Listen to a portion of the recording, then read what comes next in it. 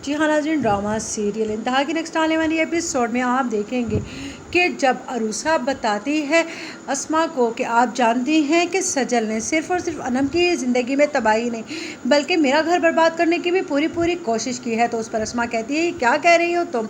उस पर वो सारी हकीकत बताती है कि किस तरह से उसकी मंगनी हो चुकी थी और असद के साथ शादी का ड्रामा किस तरह से नौशीन आंटी की वजह से रचाया गया और ये शादी अचानक से हुई।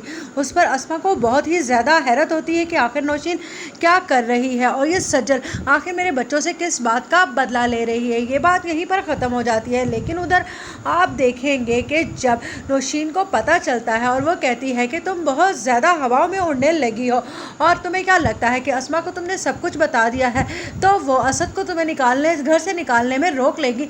ऐसा हरगिज़ नहीं होने वाला, एक ना एक दिन इस घर से मैं तुम्हें निकलवा कर ही रहूँगी। जिस पर अरूसा कहती है, जो धमकियाँ आपने मुझे देनी है दे लीजिए, लेकिन आपका और सजल का असल रूप तो सबके सामने एक दिन आकर ही रहेगा। उधर अहमद बैठा सोच रहा होता है कि अरूसा आप ही ठीक कह रही हैं कि अगर उसने अपनी माँ को और सजल को नहीं रोका तो इस तरह तो वो काफ़ी लोगों की ज़िंदगियाँ तबाह कर देंगी।